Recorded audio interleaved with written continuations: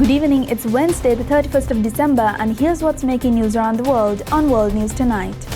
Thai-Cambodia Ceasefire. 18 Cambodian soldiers released from captivity under the Thailand ceasefire deal. Christmas robbery. Thieves used the Christmas period to drill their way into a German retail bank and make off with millions. Dumpster rescue. A New York squirrel is hoping for a holiday miracle after being rescued from a dire situation on Christmas Eve.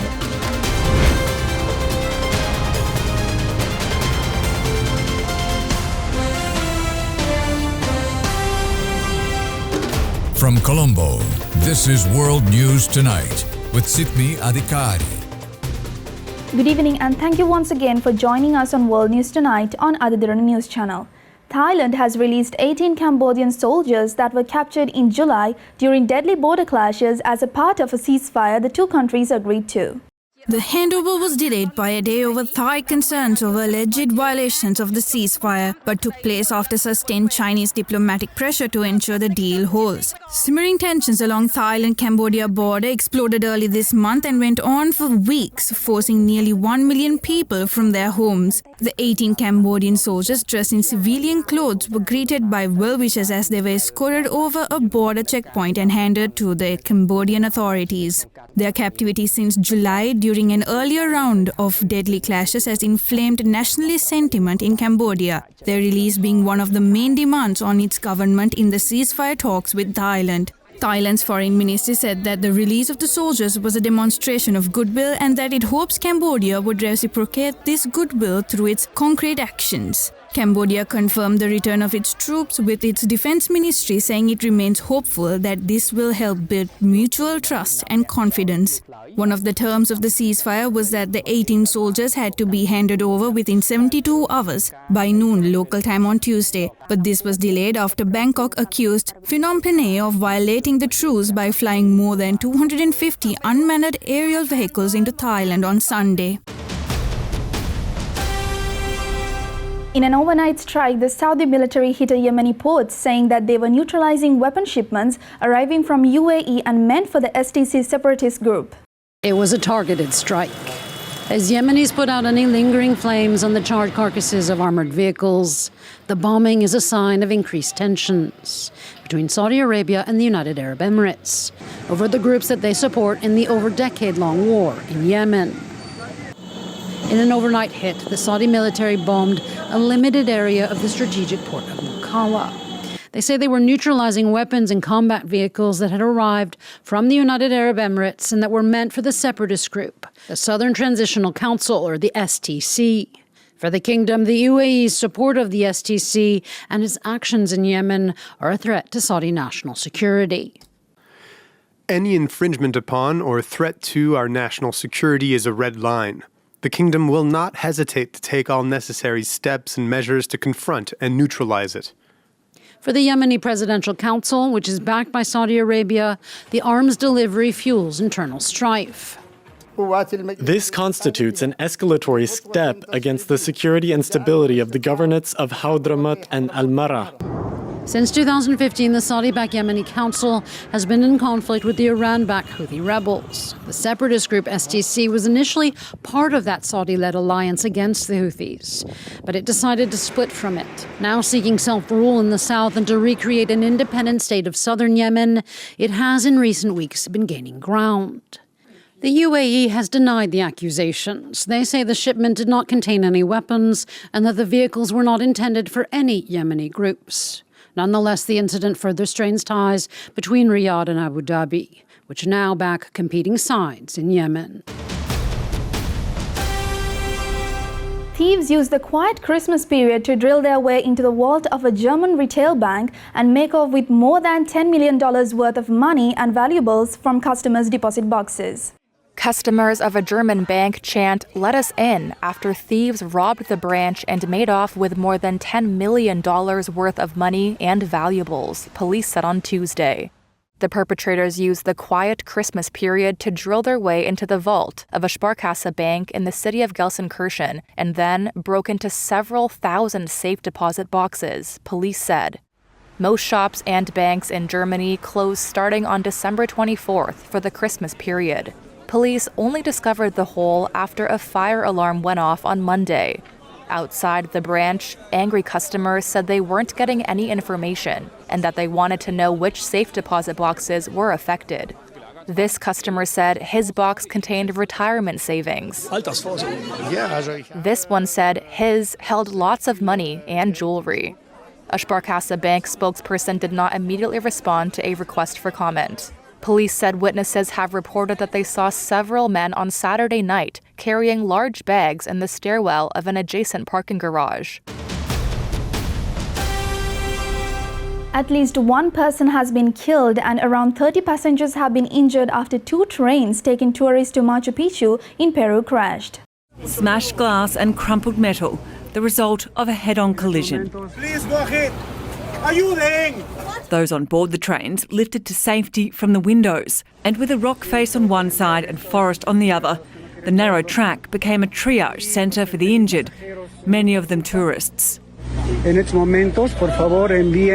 One train had been coming from Peru's famed Machu Picchu, the other heading to the landmark, the impact killing one of the conductors. Just a single railway track services the area. The trains, operated by different companies, colliding between two other archaeological sites. Another train sent to rescue those left stranded. The injured then stretchered or carried to waiting ambulances.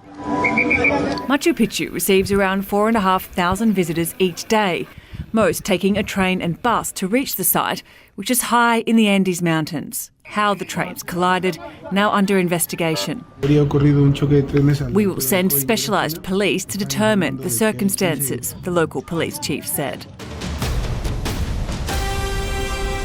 Zelensky and Kyiv was discussing with Washington a possible presence of U.S. troops in Ukraine as part of security guarantees. The White House had no comment on the issue of dispatching U.S. troops to Ukraine.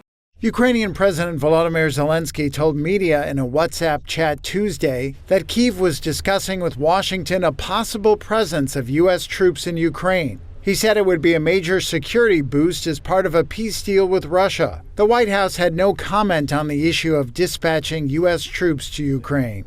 Meanwhile, Russia said Tuesday its negotiating stance would toughen after it accused Ukraine of attacking one of Putin's Russian presidential residences. The Kremlin provided no physical evidence of the alleged incident. Zelensky called the claim a complete fabrication intended to justify additional attacks against Ukraine. He did say he was committed to continuing talks on how to end the war, triggered by Russia's 2022 full-scale invasion, and was ready to meet Putin in any format. U.S. President Donald Trump said on Sunday he and Zelensky were maybe very close to an agreement to end the war, although thorny territorial issues lingered. He was more cautious than Zelensky on security guarantees, but said they were 95% of the way to such an agreement, and that he expected European countries to take over a big part of that effort with U.S. backing.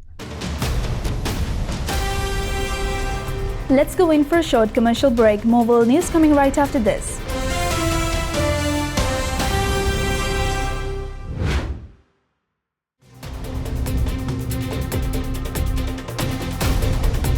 Welcome back. Tatiana Schlossberg, the granddaughter of former U.S. President John F. Kennedy and daughter of former U.S. Ambassador Caroline Kennedy, has died after a battle with cancer. Just a month ago, on the eve of the anniversary of her grandfather's assassination, Tatiana Schlossberg penned a raw and honest article. She was dying. The married mother of two describing how doctors discovered an abnormally high white blood cell count just hours after giving birth to her daughter in May of 2024. The 35-year-old telling the world the weight she felt in knowing her impending death from a rare leukemia would bring a new heartbreak for America's most famous political family. But today is a difficult day because it is a reminder of a moment of profound sadness for my family, for America, and for the world. Her grandfather, JFK, was assassinated 62 years ago, and his younger brother, Robert F. Kennedy, a US senator who had launched his own presidential run, was shot dead 5 years later in 1968. The family plagued by a series of deaths and accidents since. Schlossberg, the daughter of former US Ambassador Carolyn Kennedy, was an environmental journalist. Before I started writing and reporting about climate change, I never wanted to read about it because it made me so upset. Her family announcing her death via the JFK Library Foundation. Our beautiful Tatiana passed away this morning. She will always be in our hearts. The CIA has reportedly carried out a drone strike on the dock of Venezuela, allegedly used by the gang Tren de Aragua to transport drugs overseas. Tonight, a dramatic escalation in the U.S. pressure campaign against Venezuela, involving the country's top spy agency. The CIA reportedly carrying out a drone strike on a dock allegedly used by the gang Tren de Aragua to transport drugs overseas. According to the New York Times and CNN, they reported no one was on the dock or killed during the attack last week. Overnight, the president sharing new details about the operation. There was a major explosion in the dock area where they load the boats up with drugs. They load the boats up with drugs. So we hit all the boats, and now we hit the area. It's the implementation area. That's where they implement, and that is no longer around. In fact, President Trump himself first revealed the strike, the first known U.S. operation inside Venezuela, in a radio interview last week. They have a big plant or a big facility where they send where the ships come from. 2 nights ago, we knocked that out. So we hit them very hard. Tonight, the CIA declining to comment on the attack. This as U.S. operations against Venezuela enter a new phase. The U.S. has launched at least 30 strikes against alleged drug boats in the Caribbean and Pacific Ocean. Overnight, the military sharing this video of a missile strike on one of those boats in the Eastern Pacific, killing 2, bringing the death toll to 107 people. The U.S. has yet to provide any evidence to prove those killed were smuggling drugs or posed an imminent threat to the United States. Police fired tear gas to disperse miners protesting a controversial government decree outside La Paz Morelos Square, escalating tensions during the demonstration. Miners confronted law enforcement as they attempted to advance on the central square, leading to police launching tear gas and rubber bullets against the crowd. The protest erupted in opposition to Decree 5503, with miners demanding the rescission of the measure, which they argue adversely impacts their livelihoods.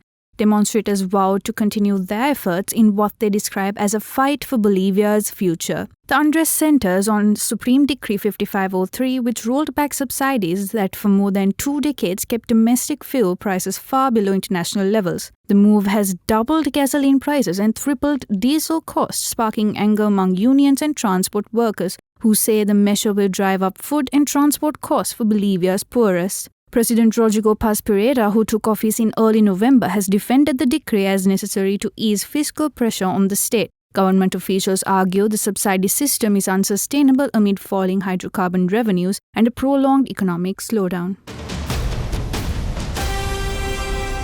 The second hearing on the massive data leak of Kupang was held. The discussions continue amid claims and counterclaims over Kupang's meeting with the suspect behind the leak.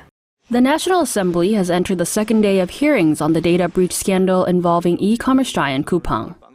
The Science and Technology Committee reconvened a hearing on Wednesday morning with several issues on the agenda, including the data leak, as well as accusations of unfair business practices and poor labor conditions. The hearing is being held jointly with 6 other committees. Key figures from Kupang, including founder and chairman Kim Bom-seok, have been absent from the hearings, which sparked sharp criticism from lawmakers. By the end of the hearing, the session is also to decide on whether to file charges of perjury against Kupang's interim CEO, Harold Rogers.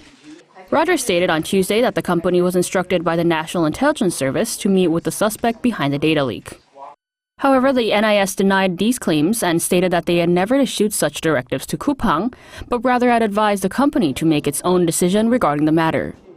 While expressing its intention to pursue charges against Rogers' testimony, the NIS also said that they had only requested materials from Kupang and had no authority to issue any commands or orders to the company. Also in the hearing, the chairman of the Korea Trade Commission criticized Kupang for its handling of the data breach. The Fair Trade Commission will closely monitor not only the cases currently under review, but also the company's social responsibility going forward. The hearings are set to continue as lawmakers further scrutinize the repercussions of the data breach and discuss potential regulatory changes to prevent similar incidents in the future. A major disruption to the tunnel connecting England to France has left tens of thousands of passengers stranded. It's created chaotic scenes at some of Europe's biggest stations on the busiest travel week of the year.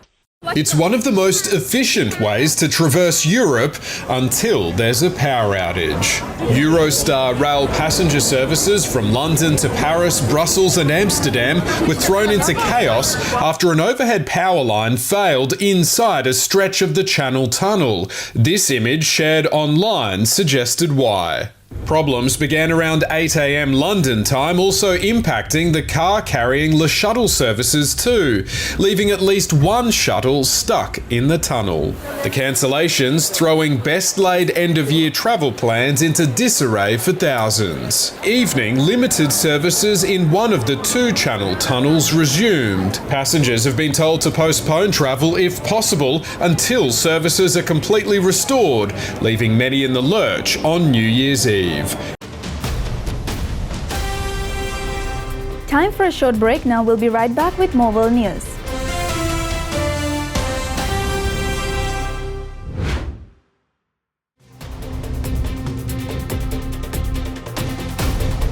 Welcome back. From Sydney's harbour to the banks of the Yarra River to a festival in Adelaide, Brisbane's South Bank and Perth's nightlife hotspot, millions of Australians are ready to farewell 2025 and welcome a new year. They started queuing yesterday, 40 hours before midnight. By this morning, Yuri from China was joined by thousands of others. You may say they're crackers for crackers. And they were soon in a race for the best cracker viewing spots. There's room for 1.1 million around Sydney Harbour. The best locations were a little squeezy, filling up fast as locals and tourists from around the world settled in for the waiting game. Also out in force, a record 2,500 New Year's police. There'll be a number of heavily armed officers deployed across metropolitan Sydney. Given that we're still reeling from the recent tragic events in Bondi, New Year's Eve provides an opportunity to gather as a community, to pause and reflect, and to look with hope for a safer and more peaceful 2026. This year, the greatest show on earth begins with the bridge lighting up with an image of a dove and the words peace and unity. At 11 p.m, we will show our support for the Jewish community by observing 1 minute of silence, during which we will light the Harbour Bridge in white and project a menorah onto the pylons. Bookended at 9 p.m. and midnight by our biggest and best fireworks show ever. 9 tonnes of fireworks, including never-before-seen Aussie flora and fauna, and a double rainbow waterfall off our famous coat hanger. Creatures Great and Small Wildlife Rehabilitation was called to provide care to a helpless squirrel stuck in a dumpster on New Year's Eve. Danny Wood took it into her arms to care for the poor squirrel, who's now called Holly. A New York squirrel is hoping for a holiday miracle after being rescued from a dire situation. So Christmas Eve, I got a call from the 911 dispatcher that I work with. She said that there's a squirrel stuck in a dumpster and they really need help with it. I go on a lot of rescues and there's often people greeting me, but never ever before have I had a full-size fire truck with the lights on, Binghamton police cars, and an officer in a bulletproof vest. And I thought maybe I was in the wrong place, maybe I got the address wrong. And I said, is this for a squirrel? And she goes, yes, are you the rehabber? Oh. Binghamton firefighters used olive oil to get the squirrel out of the hole, but she was still struggling. There was Holly. She did not look good. She was all raggedy and limping and scurrying around under bags of garbage. I climbed in with a towel. I wrapped Holly up in the towel. The police officer handed me my pet carrier. We got her inside. I climbed out and I brought her home. Danny treated Holly's wounds and she is now hoping for the best. She's here now if you want to see her. She's not doing very well, but it's going to take a while. She is very dehydrated, very skinny, and her wounds are healing up nicely though, which is good. I have Holly in a confined area so she doesn't spend too much energy trying to escape. It's heated from the bottom so she can't chew any wires, but we're warming her up and heating her. We want her to stay active. I don't want her to go into that semi-hibernation state squirrels do, because if she stays warm and active, she will heal quicker and heal better. In holiday fashion, while she's healing, Holly is eating well. Protein, lots of protein, rodent blocks, different kinds of nuts, not just peanuts, almonds. Walnuts are the best actually, but she really likes cashews. I have protein shakes also that I'm giving her by mouth, by syringe. I give her Pedialyte by mouth. We use the syringe. She's not drinking well on her own. And I keep her wounds clean and check on them every day. And I'm just trying to let her rest up and recover as best she can. The rest now is kind of up to her. Yanni has been a wildlife rehabilitator for about 3 years. She does it solely because of her love of animals. I'm so glad that people are just gaining an awareness of wildlife and how important it is. It is my passion. It's all out of pocket, but this is our choice and what we choose to do with our own resources to give back. And with that, we come to the end of today's edition of World News Tonight. With the hope of seeing you again, I'm Sitmi Adhikari, and we leave you tonight with the visuals of Lebanese welcoming Christmas season with hope. Also, don't forget to send us your feedback through email at feedback.adncenglish@deran.lk or via WhatsApp at 076-805-7933. Thank you for watching World News Tonight on Aditya News Channel. We wish you a very happy New Year. Have a good night.